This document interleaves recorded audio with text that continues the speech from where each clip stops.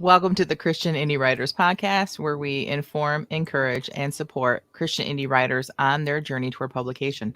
I'm Jennifer Carl Tong, and I write historical Christian romance. I'm Christina Catane, and I write Christian dystopian fiction. I'm Jamie Hirschberger. I write short fiction under the pen name J.R. Nichols. I'm Rhonda Hagerman, and I write fiction and nonfiction under the pen name D.D. Bowman. Thank you, everyone, for joining us this morning. Sorry, my computer is acting really strange. I dropped my mouse this morning, broke it, fixed it, but it's not acting right. So apologize if it takes me a little bit to click on things and to bring people's conversations up. But thank you for joining us. If this is your first time with us, I'm one of the 4 hosts, so we like to switch things up here all the time. We are here to support you and just to be your friend along that journey, but we also have a very active chat, so we're happy to have today so far. Hi, Leah. How are you? She's giving us a heart. Good morning, Liz. So glad that you're able to join us again. Maria is here. Good morning, Maria. She says hi. Hi, Shell. She's here as well. So if you're new here, pop into our chat and just kind of say hi, get to know the other ladies and gentlemen that join us every week. So we appreciate everyone who does join us in our live chat, but we also appreciate all of you that are listening to us via podcast, whether it be on Apple iTunes or Google Podcasts or any of the other places, Spotify. We're everywhere. We are everywhere. So any of the places that you can listen to podcasts, you can also listen to us, and we appreciate you as well.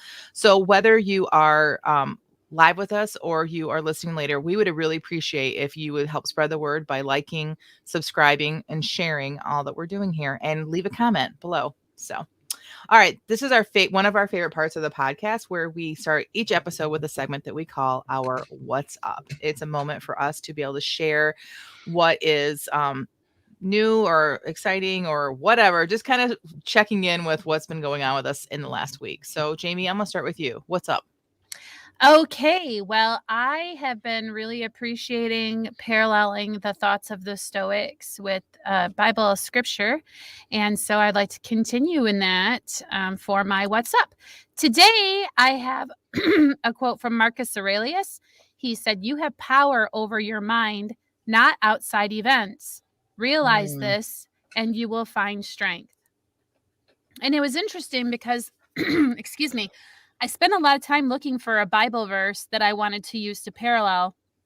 But this John Piper article that had come up on my Facebook feed had a quote in it that happened to, I think, fit nicely. And so this is from Deuteronomy, of all books, chapter 8, 11 through 17. "Take care lest you forget the Lord your God, lest when you have eaten and are full and have built good houses and live in them, and when your herds and flocks multiply, and your silver and gold is multiplied, and all that you have is multiplied, then your heart be lifted up, and you forget the Lord your God, who led you through the great and terrifying wilderness with its fiery serpents and scorpions and thirsty ground where there was no water, who brought you water out of the flinty rock, who fed you in the wilderness with manna that your fathers did not know, that he might humble you and test you, to do you good in the end. Beware lest you say in your heart, my power and the might of my hand have gotten me this wealth." Wow. Gosh, Jamie, that just fits me so much because like my Bible studies and devotions have all been turning me to lately this past week, calming the world around me, like centering on listening to God and not worrying about everything else happening around me, and like how so much of my anxiety and so much of my like worries happens because not because I'm looking at God, but because I'm looking at all of my externals, right? Things that I can't control. I can't control that. So I can only control my mind and who I set my mind to. So I appreciate that today. It just kind of brings everything, my whole week, full circle. Yes. And I feel like if you have your internal correct, and then the externals lose power over you, and the idea of nothing really having power over me is very appealing. And so to get the inside stuff right feels like, well, it's obviously a lifelong journey and no one gets there this side of heaven, but it seems like a really good way to face the world is to have mastery of your internal, not let the externals get you, like you said, Jen. Yeah, for sure. Maria says, thanks so much for sharing, Jamie. Loving your stories and scripture series. Me too. All right. In our chat, we have Piper saying COVID central at her house. Oh, So she's run to no. the beach for a few days trying her hand at Amazon ads again. I'm so sorry about that, Piper. But I mean, hey, that's really cool that you have a beach house you can go to. Mhm. She calls it her she shed. Leah says, plotting next 2 books in my series. Also did her Clifton Strengths test, learning about myself. It's so great. So funny that you mentioned that because my sprint today kind of doesn't mention Clifton Strengths, but a test. So Ooh, fun. yeah. Shell says, what's up? So catching up on 20 Vegas videos, the 20 books to 50K Vegas. Oh, Jen, and let's just say at least you cannot fail a Clifton Strengths test. Oh, you gotta see, you just gotta wait. Oh, interesting. And finally, Liz says her what's up, plotting away on a first draft, started the conversation on a book cover design for her next book. Exciting. That is exciting. Book covers are awesome. Agreed. Tina, what's up with you today? Okay, well, first off, I want to say I'm pretty sure worrying does work because I worry about so much and it never happens. Oh, good one. Oh my word, me too, sister. Me too. Yes. Sorry, that was totally a joke. Nobody Mm-hmm. go out and say Tina said worrying works because that was a joke. I love that. Okay, great. So I just decided I wanted to be fun today and do a little show and tell. Yay. So I went on a retreat a couple weekends ago. And it was supposed to be, it was called Disney Cruising, and it was supposed to be kind of like we're on a Disney cruise. And so they always have a theme. So they had these porthole things that they put on everyone's door, and then you were supposed to decorate your porthole. Apparently, this is a thing that you do on a Disney cruise. Oh. Where you decorate your porthole. And so I don't know. That sounds like a dirty word almost. I was going to say, I like to decorate my pie hole. Anyway, so my daughter's favorite Disney character is Stitch, and mine is Eeyore. And so I decorated our porthole, and I used up all my crafting abilities for the entire year, all on one day. So I just wanted to show you. Oh, my word. Aww. You see it? Love it. We were in room 1, and this is Stitch. So I used like stiff felt and cut all the pieces out. And then Eeyore's tail actually. That's awesome. That's really cute. So that's my what's up. I love it. Absolutely. I love it too. Eeyore was always my favorite on Winnie the Pooh. Are you going to hang it somewhere? I'm still trying to convince my husband that it's not tacky to put it on the outside of the office door. I'd want it on the inside so I could look at it all the time and look how amazing I am. The door's always open, so I actually see the other side. Oh, I see. That's awesome. All right, Maria says her what's up. I've gone back to drafting on my 4th historical fiction novel in the resolution stage. Also got my front cover for the 3rd book from my publishers and can't stop staring at it. And there's really lots of compliments. Yeah. I've not seen it yet. So well, she hasn't revealed it. Just a few of us got a little bit of a sneak peek. So if you want to see it, you should probably go sign up for her newsletter because I think she'll be doing a reveal pretty soon. I get her newsletter and I haven't opened it recently because I haven't opened any emails recently. I'm really bad. Really, really bad. So, okay. So my what's up is my what's up today has a title, and the title is "It is officially no longer Birkenstock season."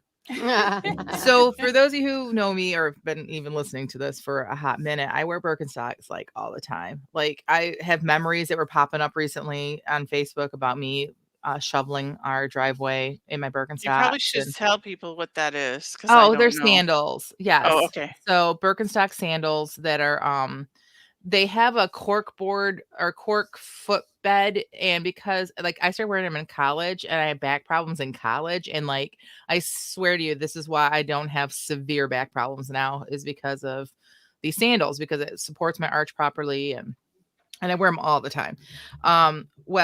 So 2 nights ago, I ran out to the car. I'd done a bunch of shopping and I just slipped on my Birkenstocks with my socks. Yes, I wear sandals with socks. I'm old. I can do whatever I want. And I ran out really quick. Actually, I was walking. It really wasn't even running. And I wiped out hard. Oh, no.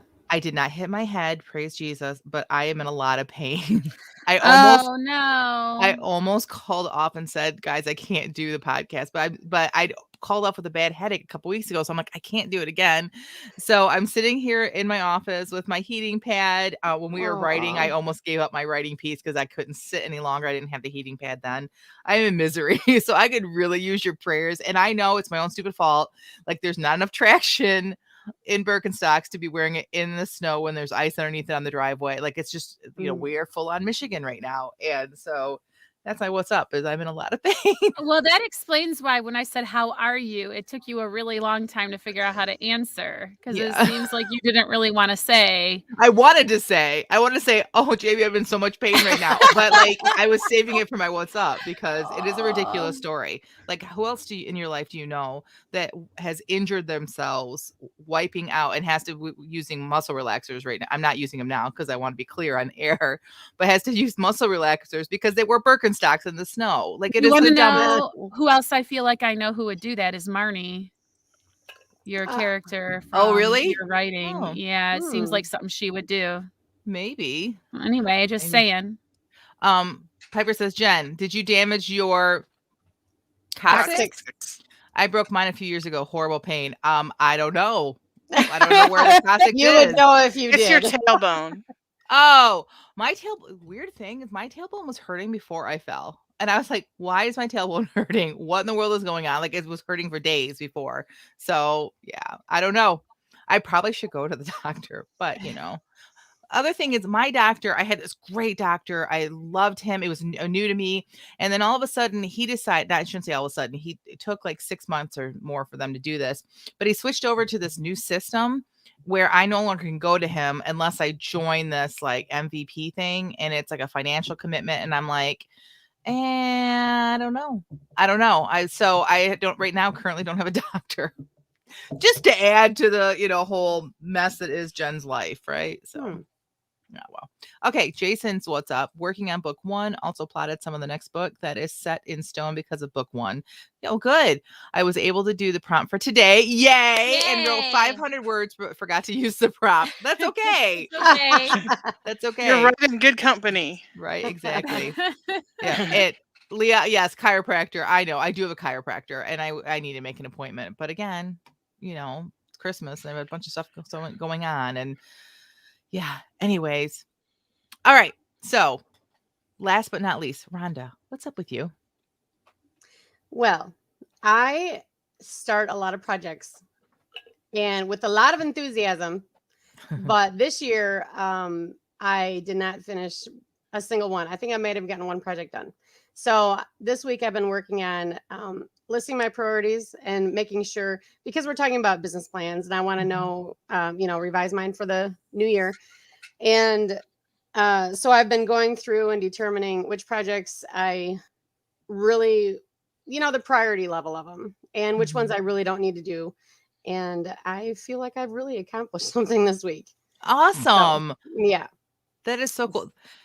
Do you ever get that feeling when you clean your kitchen too? Now, maybe most people always have a clean kitchen. I don't always have a clean kitchen. There's always things, it's not dirty, but there'll be things that need to be put away or found, and so like when I do something like what you're just talking about, when you get part of your life organized, I call it my clean kitchen phenomenon. Like, I feel so good. That's awesome. Yeah. And then you just go back and you make excuses to walk by the kitchen and see how clean it is. Yeah. So same thing with what so maybe you just can keep walking by your, business plan and your writing and because you kind of have this like new enthusiasm, right? Yep. Well, I've got a list open on my computer almost every day of different things. And that's another thing is I'm extremely visual. And if I don't see something, it doesn't actually exist in reality. You know what I mean? Mm-hmm. So yeah. So that's one thing I'm going to start doing is just keeping that list open when I start my work day. So it helps me keep on track.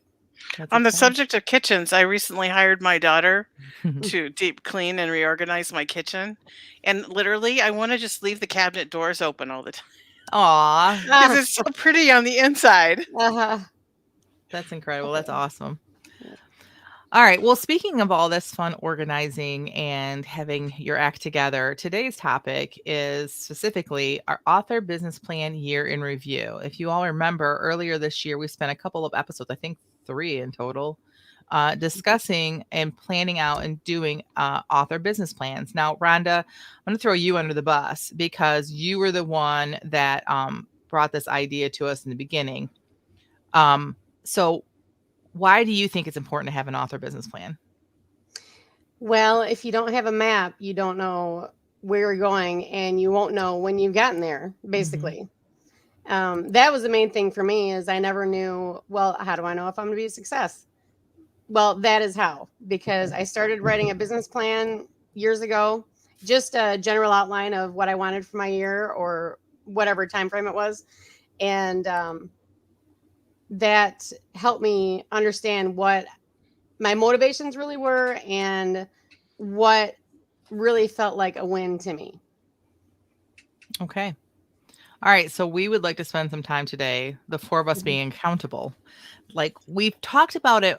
We thought we did a whole nother episode halfway through the year. Jamie, you mentioned that, and I agreed. I'm like, yeah, we did. We must have just talked about it in a different episode because we don't have an episode that does do that. But we do, if you're interested in watching any of our business plan episodes, they were episodes 118, 119, and 120.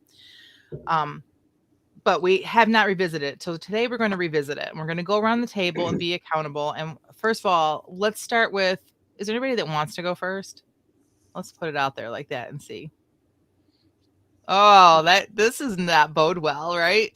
Rhonda, how about you? Let's start with you.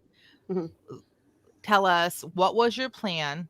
And did you accomplish those goals? Like, did you follow the business plan, or did you revise it part way, or just plain ignore it?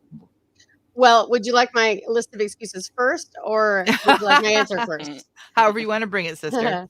Okay. I did not accomplish hardly anything on my business plan this year. Okay. I don't think I've mentioned this before, but I'm going through a divorce, and the last year that was taking up most of my brain space. And my writing partner retired halfway through the year. And yeah, so I could just go on with excuses, but to boil it down, I did not follow through on anything on my business plan. But it sure is a good draft for this year coming up, let me tell you. True. Never thought about that. So you didn't accomplish anything. Did you ever go back and look at it and revise it, or just no? There were a few times that I tried to get another start on my year, and I would go back and think, what did I want to do? And but my brain just was not capable of work this year, to be honest. Right. That's understandable. Okay. Tina, how about you? Well, I know that I wrote a business plan. I never looked at it again, and I don't know where it is. I think it might have been on my laptop that died because I looked for it and I couldn't find it. So I know that finishing book 2 of my series was on there, and I did do that. I did finish the first draft of book 2. So I know I accomplished that. I know that I wanted to have 2 books published this year, and I'm not even going to have 1 published this year. So because I'm still I'm stuck in the revision and editing, just like the last book. It was a long, painful process for me, and I'm still struggling with that. I struggle with going back and forth between revising and writing. Like when I get in the revising mode, I can't be creative. Do you struggle with that too? Yeah, it feels the revision part, I haven't found my process yet that works for me. And so my brain just nopes out. It's just nope, we're not doing this. And so that's the struggle that I've been having. So, but yeah, total failure. Well, not total, but because you got 1 book published, right? So that was a big deal. I didn't get a book published this year. Oh, okay. Sorry, that was last fall. That's Yeah. right. But you made lots of progress in your I career, did make right? progress, and I'm making progress on my process too. I have to try all these things until I find what works, and so I just keep changing it. I would imagine that y'all both stuck to your budget because it seems like you probably didn't spend any money on writing stuff. I'm not sure I had a budget, but Right. Yeah, it was part of our business plan. That was Mhm. part of the business plan, is to have a budget. Yes. I did not stick to my budget. You didn't? What did you buy? I bought a couple courses this year. so did I. They were great, and I appreciated both of them. But honestly, they were another method of procrastination for me because I didn't need them at the time, and I'm glad I took them. I don't regret that. But my timing for taking them was purely so I didn't have to do anything else but take the course. All right, Jamie, I'm going to skip because something that we just said makes me want to bring some up information so I have a better answer. So I'm going to go to you next. So what was your plan? Did you reach it? How do you feel about it? Well, I used to joke I had a notebook here that I would be doodling on during podcasts, and I would hold it up and I would say, well, here's my business plan. And it was all this scribbled crap on a piece of paper. And I was really resistant to this exercise. And it seemed like the three of you were kind of like, why are you being such a holdout? And then I was completely validated after the Clifton Strengths test, because Becca Symes said, well, she probably doesn't need a business plan.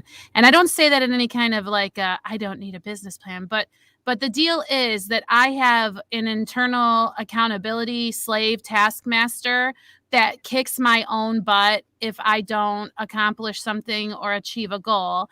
And my writing career is not where I want it to be this year. So if I had a tangible business plan, I would say, yeah, I didn't make it here and I didn't make it there.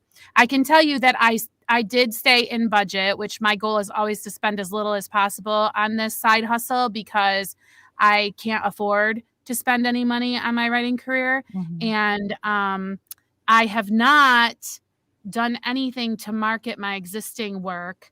And I have not. Another reason why I was resistant to do a business plan is because it's really frustrating for me to figure out how this is both an art and a business. And I knew that my novel was going to take as long as my novel was going to take. So how could I then say, well, I'm going to do this for a launch date and I'm going to spend this much money promoting if I didn't even know if I would be finished with the novel.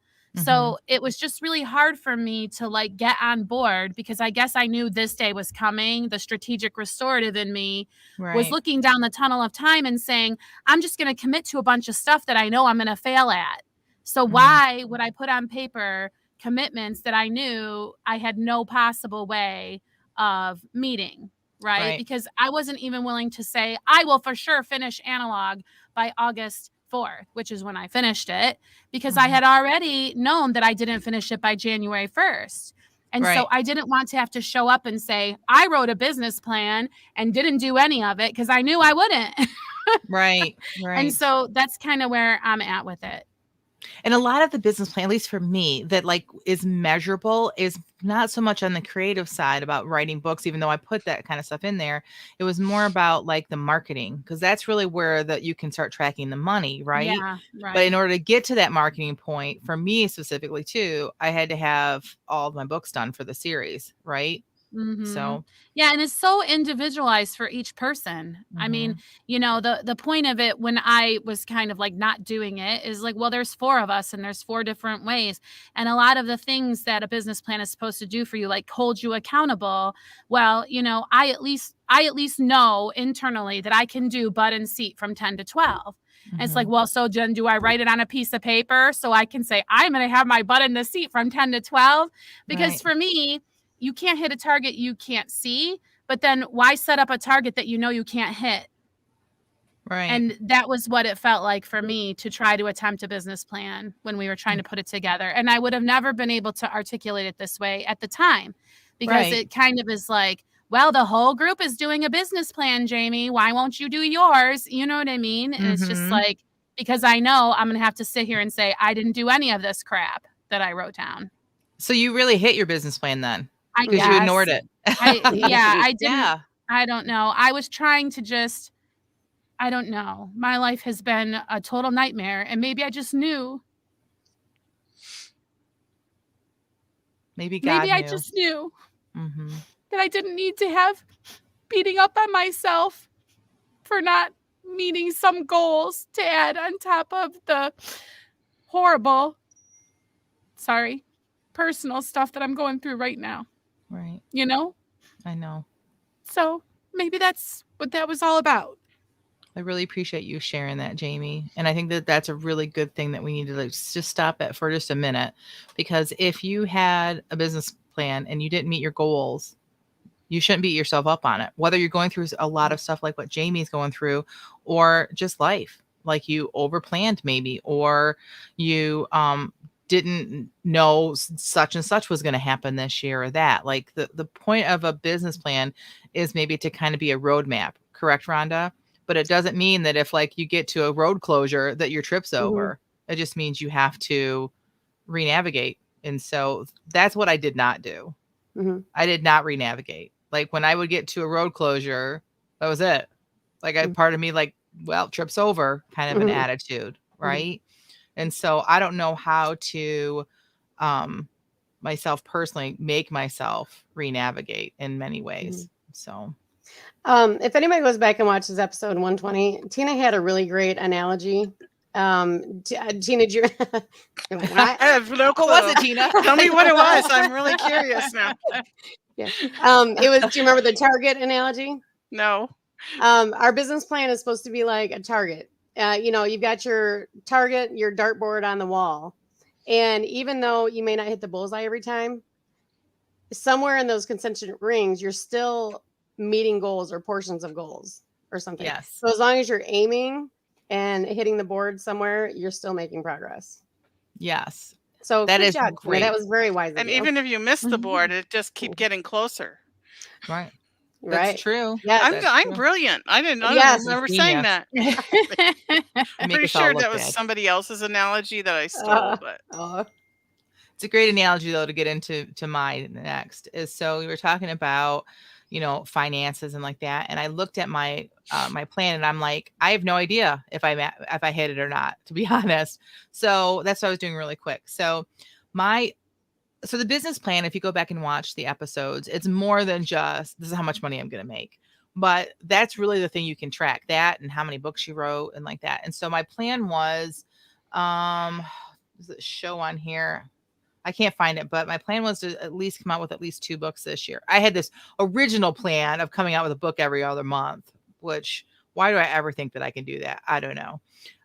But my last book didn't come out. Like I just couldn't get through the editing of it. And there's a lot of reasons why, but, so because of that, I have not put, the money behind my books to get to the financial level that I wanted to get to, if that makes sense. When book 4 comes out, that's when I'm going to start investing more into marketing and advertising because it makes more sense. So I'm basically just playing around with marketing and advertising now, to be honest. And so here was my goal. My business goal was to make $1,200 this year with the release of 3 books, right?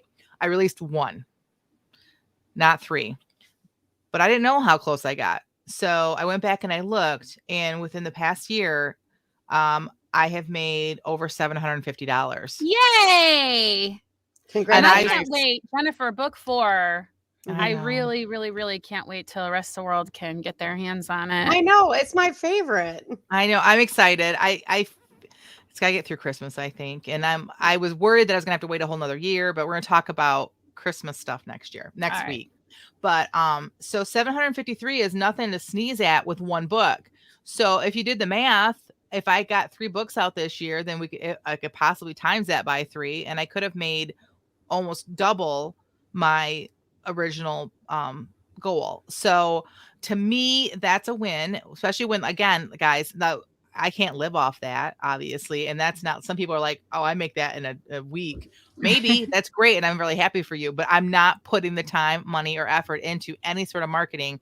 I'm just building up my library right now. So I'm happy with that. And everyone's saying everyone's giving me accolades, and I really appreciate that, you guys. Like every win is a win, right? So again, though, if I hadn't done a business plan, I wouldn't be able to go back and compare. right? I know that that today I would not be looking at my sales. Today I would not be looking at, well, where did I think I was going to be? I wouldn't even be considering it. I would probably be looking at that money thinking, I'm not making hardly anything.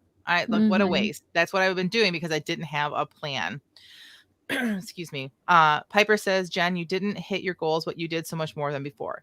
Yes, agreed. Also, when I first went in, I thought I hit my goal. I was like, what? But it was my entire history of selling books on Amazon. So I'm like, I went way over my goal. No, I haven't. So I was really happy with that. My plan within the next 3 years is to increase my yearly income to like 10,000. And I still think I could do that if I got these books out and I really spent the time learning that. So did I revise it? Did I follow it? I didn't follow it. I didn't revise it. I didn't even think about it, to be honest. But again, it's kind of like baby steps, right? So I did it this year. I think I will try to do it again next year because now I've got like was it you that said it, Rhonda? No, Tina, I think. Like now I've got a great no, it was Rhonda. I got a great one for next year, right? Like I just kind of had to revise it a little bit and then I have one. So I think that the positives for me outweigh the negatives because I also don't look at it and then beat myself up for not meeting the goals. Like I definitely, I can look at it and go, all right, well, I did a little bit of this and I'm really happy about that. So, so that's what we did. Now let's go around the table again and we're going to talk about what will we do in the future. So did you find any value? See, I'm the one breaking the rules here. I kind of started talking about that. Did you find any value in the practice of it? Yes or no? And what will you do differently next year? And we're going to start with you again, Rhonda. Yes, a lot of value in it because the first value is last year when I sat down with my writing partner and we discussed what our goals were. Instead of just throwing things out there, oh, wouldn't it be nice to blah, blah, blah, or whatever. We sat down and really prioritized what was important to us. And so that's yes. And that's why it was important to me. And what I'll be doing next year is I'm going to take the same outline, but what I didn't do, I was not specific enough. If you go back and watch our episode 120, I think it is, Jamie talks about SMART goals, and she's got a really great lecture about it in that episode if you want to hear about it. And looking back on mine right now, even though they seemed more specific when we wrote them, they're not specific at all. So that's what I'll be focusing on before the beginning of the year in mine. I will agree with that too. Like when we were doing it, I'm like, this is a lot of like extra stuff and this is very specific. But I think if I'd have been more specific in certain areas, I would have had more things to measure. I would have been able to sit here and say, okay, as far as like the education wing of my business, like how did I educate myself this year? The writing, how many words did I do this year? Like it'd be more things that I could measure to see if I'm still, because it's not just dollars and cents that make our career successful, right? It's all kinds of stuff. And so I agree. I think I need to be more specific so it's easier for me to measure. What about you, Tina? Okay, well, I decided I see your little post-it notes there, by the way. Yeah, I've been trying to like not reveal it, but the business plan did not work for me at all because of my personality type, and it's just too like the end of the year is too far away and there's no it's just doesn't feel real. Like it, you know what I'm saying? Yes. Like because of who I am, like the closer I am to making the goal, then like there's a little momentum there. But then the further away I get, it just like fizzles out. And so I need something that's a little more compact, I guess was maybe not the right word, but so I made this Kanban board, and hopefully I can turn my computer without you seeing my mess on my desk. But this bottom, it's really tall, but up there is like personal stuff. But this is my writing. And so this is stuff that I want to get. This is the master plan, this top part. And I totally copied this off of Sarah Cannon. If you go to YouTube and you look up Heart Breathing's Kanban board, I completely copied her. So this is the things I want to get done to get my book that I'm working on published. So this is the master plan for my book. This is my master plan for social media, and I haven't done one for marketing yet because I'm not really sure where I'm going with that yet.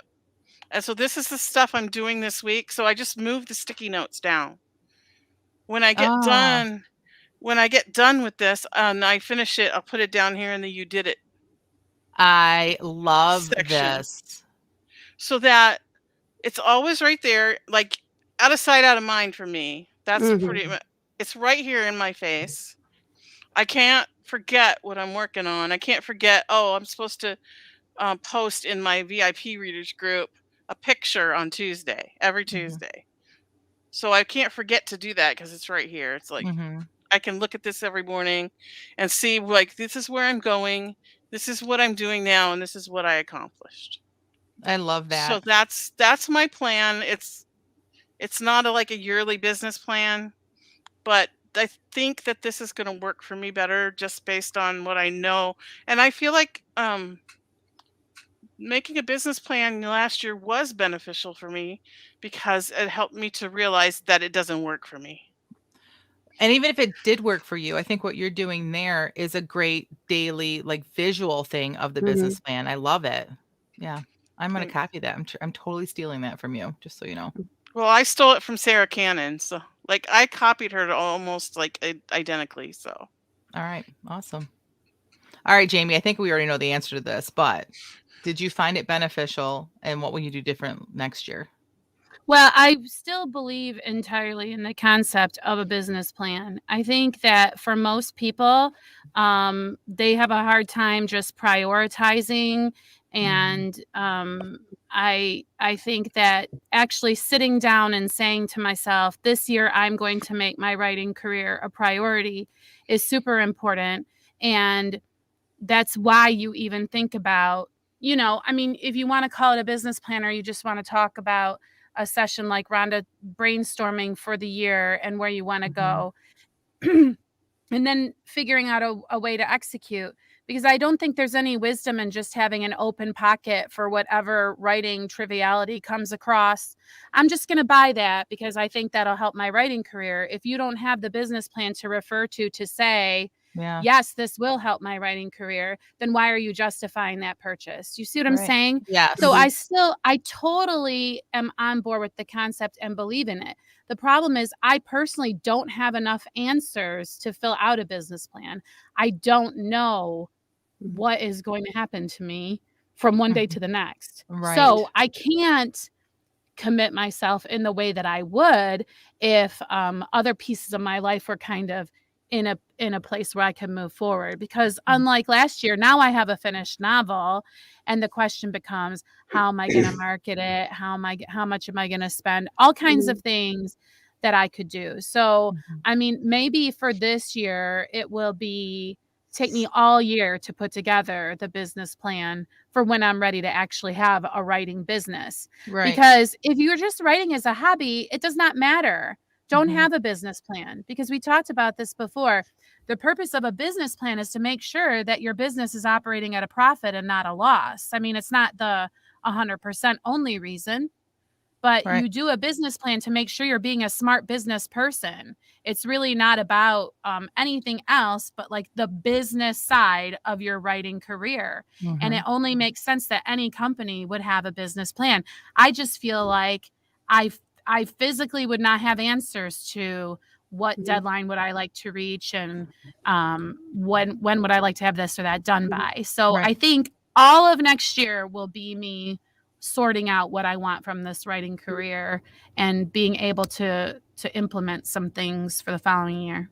And maybe your business plan is little. Like, maybe your business plan is just the things that you know you can control Mhm. right now. And then Mhm. every year as your career develops, so does your business plan. Mhm. But Right. again, like you said, I agree with you. Like, it's not, there's no advantage of just kind of like, oh, whatever. Like, you need to have some sort of idea, but like, you don't have to have all the ideas. You don't have to have Mhm. everything organized because you're just not there. Yeah. And I think that's another Mhm. thing I've learned with this business plan. Um, and so if I can just switch, like, kind of roll into mine, I found it beneficial only because, like, I was one step closer to being more organized with my business than I was before.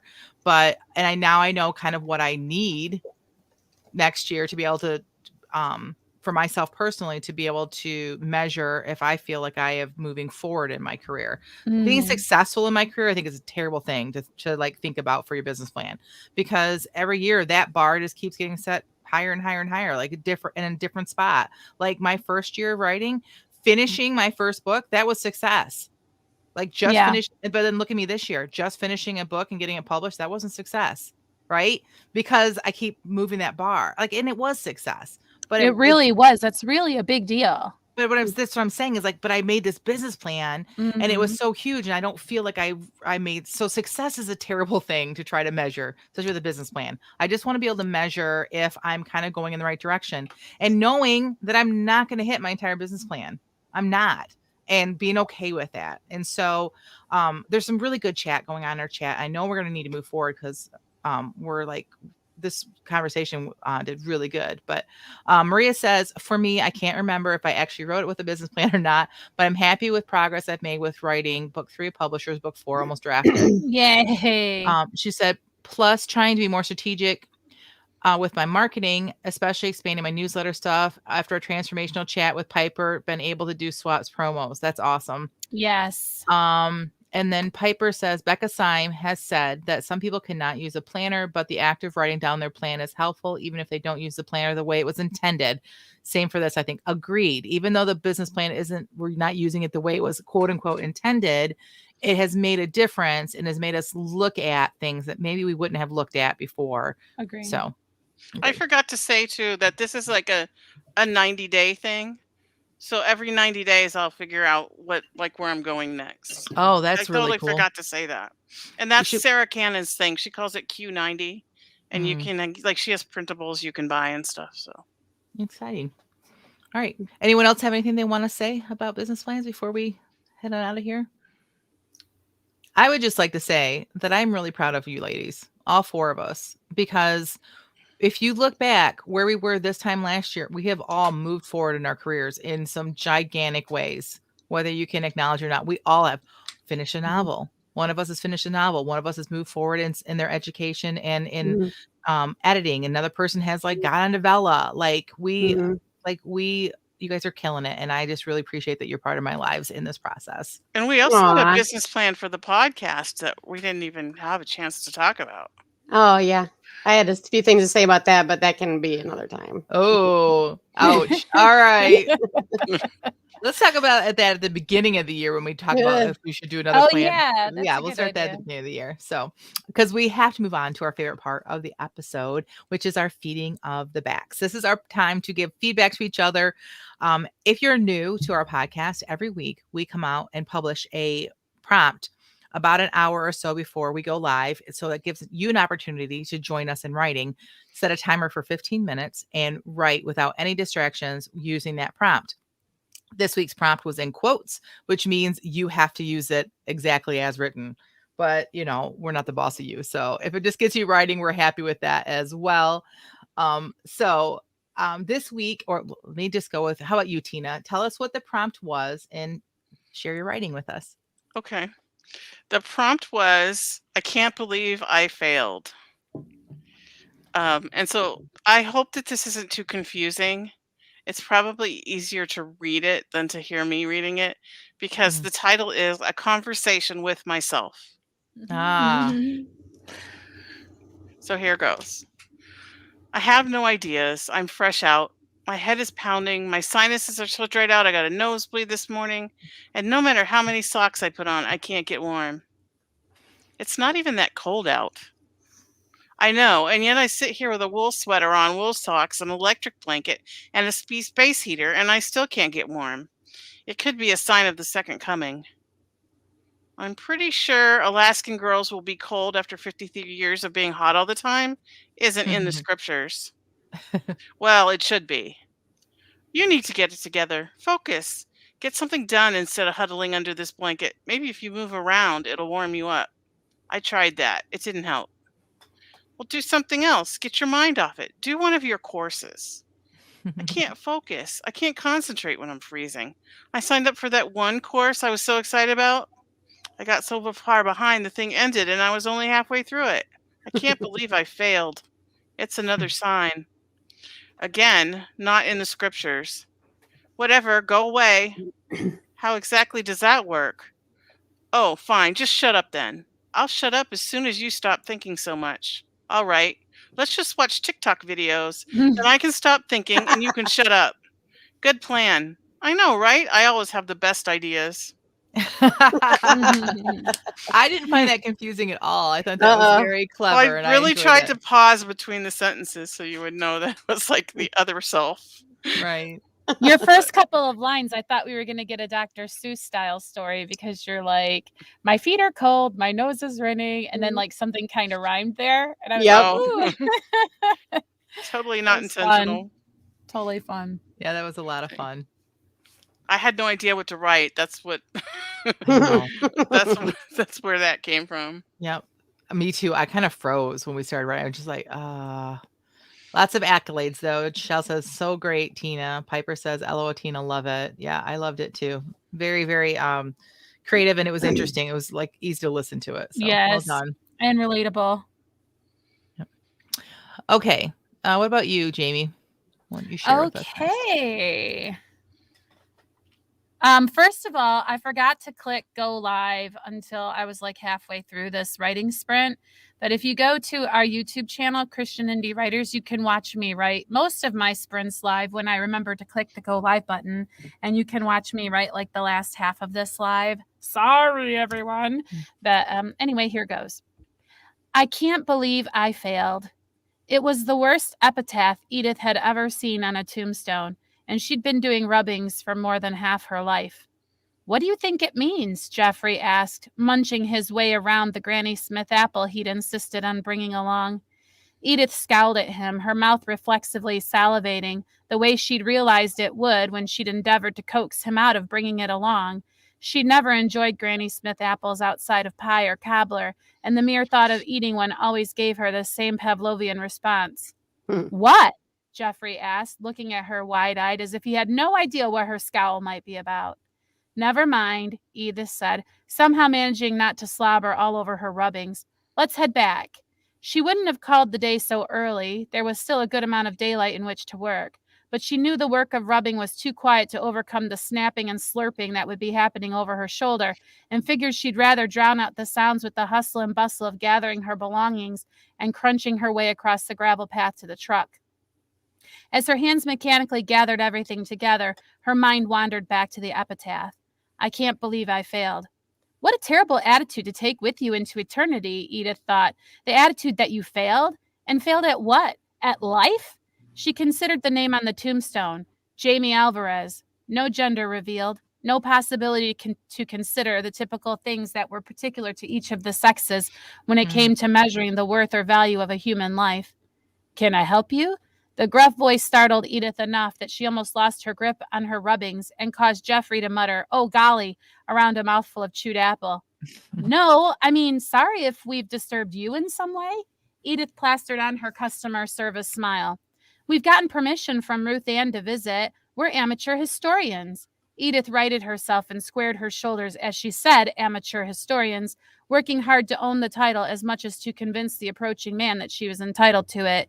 She imagined they didn't look much like historians, her with her hands full of parchment and black chalk, and Geoffrey with his face full of Granny Smith, but neither did the man look like anyone of import worth answering to.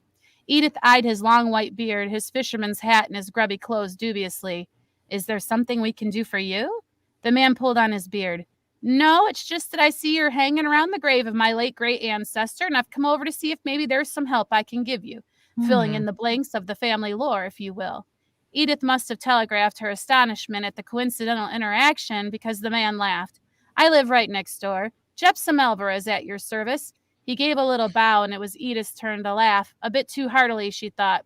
But it wasn't to be helped, as it was much of a laugh of relief as delight at the possibility of having her most burning question answered. This epitaph, she said, gesturing with her elbow toward the crooked stone. I can't believe I failed. Is it possible that you could shed some light on it? Entering that this should be your first question, Jepson said. Most wonder whether Jamie be male or female. Really? Edith was shocked. Time's up. No, Jamie. Sorry. As you were reading, I'm like, we're getting really close to the 15-minute. Like, I know. Like, but I know she's gonna bring it around. She always does. She's the queen of short stories. Oh, That's why when you said, well, how's your story, Jamie? That's why I didn't know what to say, because I was like, well, it's kind of disappointing, actually. But Okay, do you know what the ending is?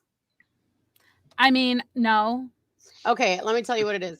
He was attempting to recreate the Snake River jump, and he failed. Now I must know what that means. Oh, Evel Knievel? Oh. You know, he was trying to jump that big chasm or whatever. I mean, he made it, but as I sit here, I feel like it was a goal to live forever. oh, I like that too. Shell says, Jamie, I must know. Piper says, and what a cliffhanger. Naughty. Sorry. So sorry. And I knew I must be getting close, and I thought I could bring it around, but then the timer. Lots and lots of positive. Jamie, that was so awesome. You need to finish that. Just saying. Horcrux is afoot. All right. So my biggest piece of positive feedback is the Pavlovian. Yes. My mouth started watering. So before you even said the response, and they're talking about the Granny Smith, I don't like Granny Smith apples either, unless they're. I don't even really like them in pie. I don't with buy caramel. That. That's the only time. I don't know. I don't even like that. So like as you're talking, and then my mouth started like watering, and I, like in that, not in a great way, in that sour apple way. And then you made that statement. I'm like, oh my gosh, her writing is like it really gave me that response. So well done. I had something similar because I recently went completely plant-based. And my taste buds have got like superpowers now. And so I can't eat apples hardly at all anymore because they're so tart to me. And I looked it up, and I looked up what's the sweetest apple available. And I went and bought some, and they were tart. Oh, wow. And I was like, it was making me pucker like I was eating a lemon. So like crazy. That's what was happening when she was reading that part. So it really was. So like, what apple is the sweetest apple? Fuji. Oh, Fuji's are so good. Yummy. That's crazy. Well done, Jamie. Well done. Yeah. Thank you. Jamie, of course, you had me at rubbings. Yes. Yeah, well, I didn't know what that meant. Like I had to piece it together, obviously, but I was like, rubbings. Like now I get it. Side note, am I the only person who hears Fuji and thinks strumming my pain with his fingers? Anyway.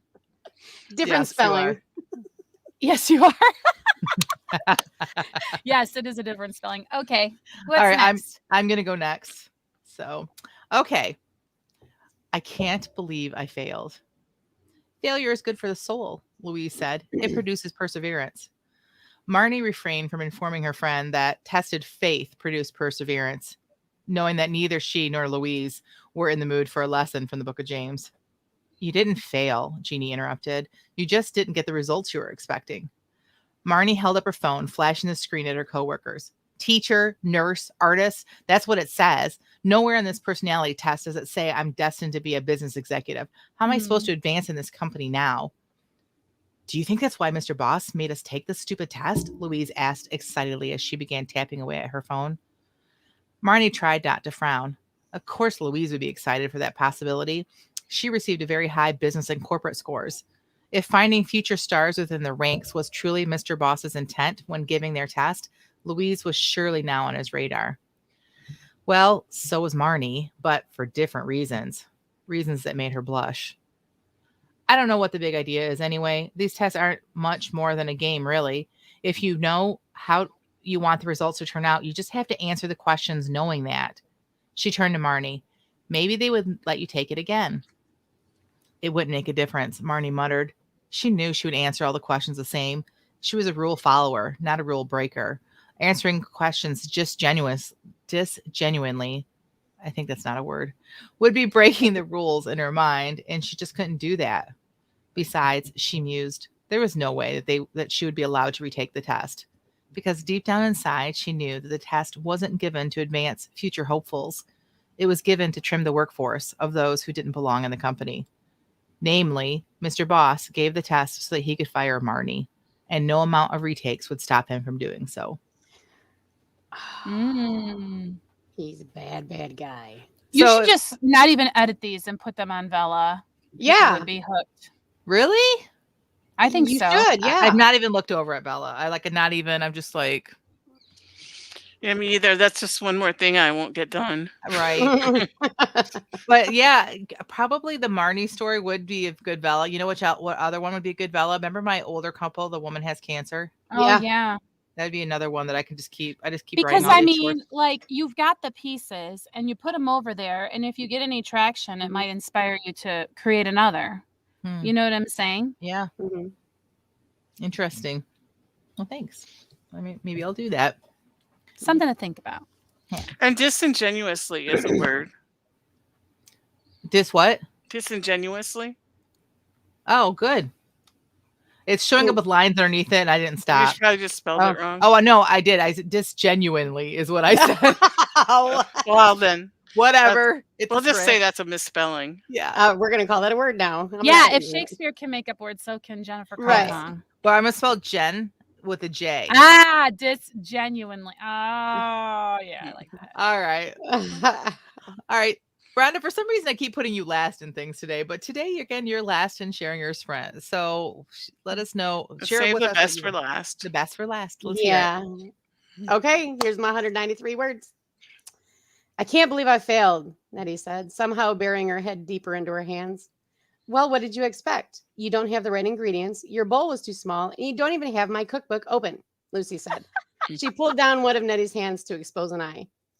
Look, Nettie, I know things always work out for you somehow, but baking is a different bear. If you want it to turn out nice, or, Lucy grimaced, even edible, you must follow directions. I don't understand why it didn't work, though. I don't have baking powder, so doubling up on baking soda seemed like a good idea. What?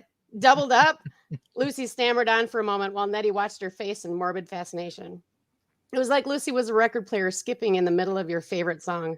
Her eyelids were flickering like a seedy motel light, and the top edge of her cheek was twitching like a jumping bean. So good. Suddenly, Nettie approached the pile of rocks in the shape of biscuits she had just pulled from the oven. Nettie? Lucy's voice was strained. I need to sit down. The end. Oh, so good. I love the reference to the record player skipping in the middle of your favorite song. And the seedy motel, that was just so good. So well done. Yeah. Yeah, I love pulled away a hand to expose an eye.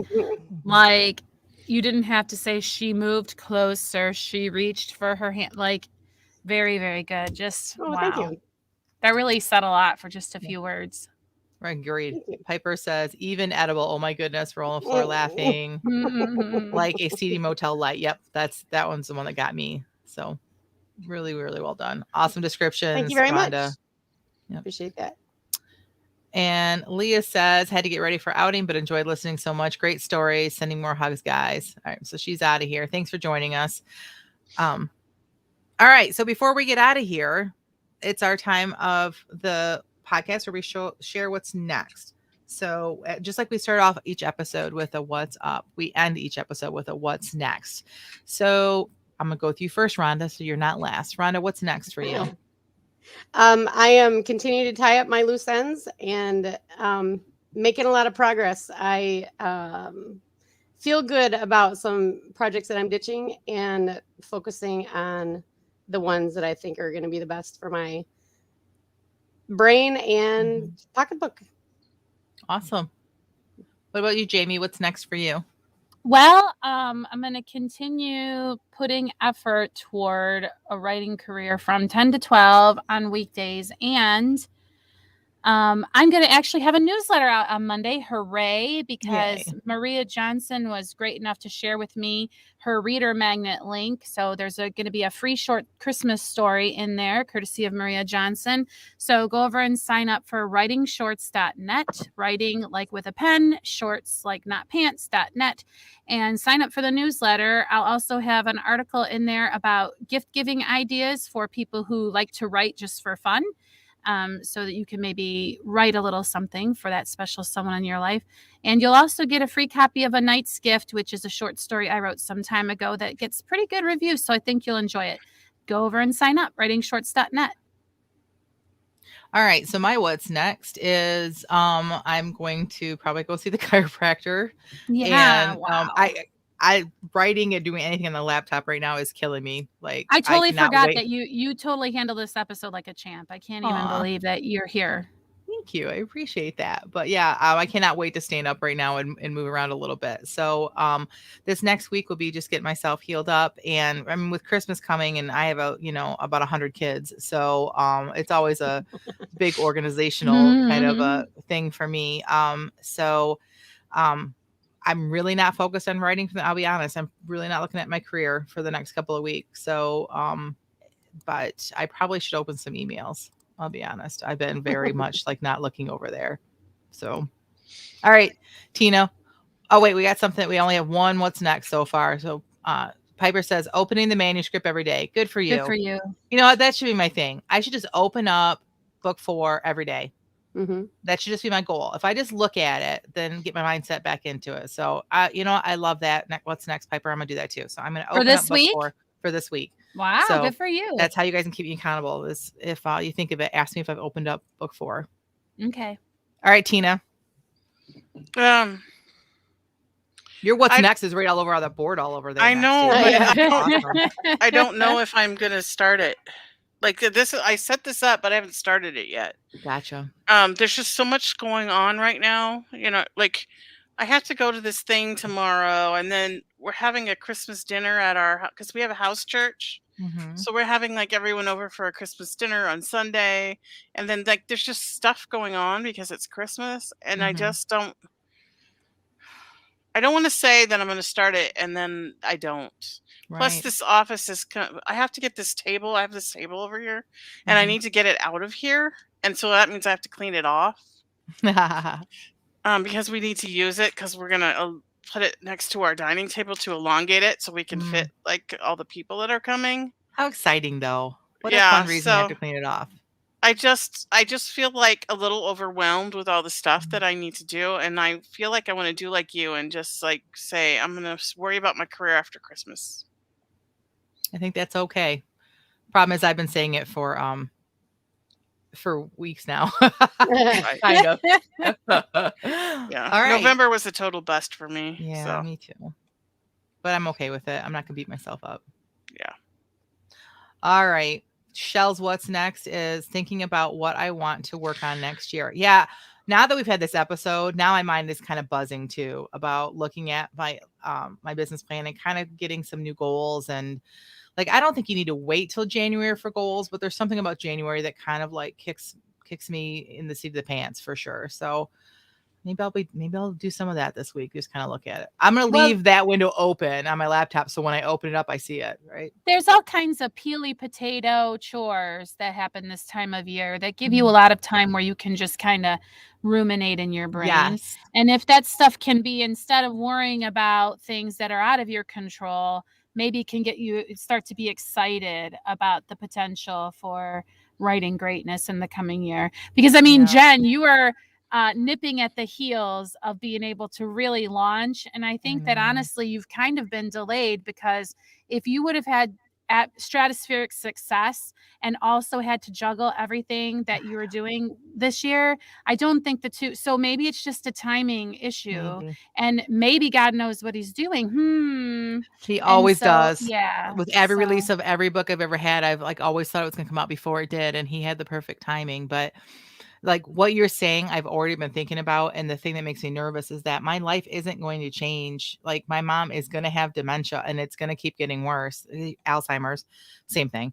And that is really, it takes a lot of my time. I'm not her primary caregiver, but I'm the backup, so I hope that's not God telling me that it's not going to be anytime soon. I really do. But again, that's probably why I don't have pressure on myself. It's because I'm like, I'm doing what I can do. Right. So, yeah. Jen, your circumstances might not change, but your perception could. Ooh, Amen. That goes back to the Stoic quote. Yes. You're only responsible for inside of you. We just framed this episode. Wow. If you know what framing is, people, in your book. Scary. And you we have an just did episode it. about it. Yeah, We is have that an another episode about sign it. of the second coming? That's awesome. All right, everybody. We really appreciate you being here, but it is time for us to go. And until next week, we're going to be talking about Christmas and how to capitalize on the commercialization of Christmas. I can't even say it. That's why I'm not going to be the host next week. But tune in next week. It's going to be a great conversation. But until then, may your pen be prolific. May your deadlines be met. And may all of your words honor Christ. Bye, everyone. Bye.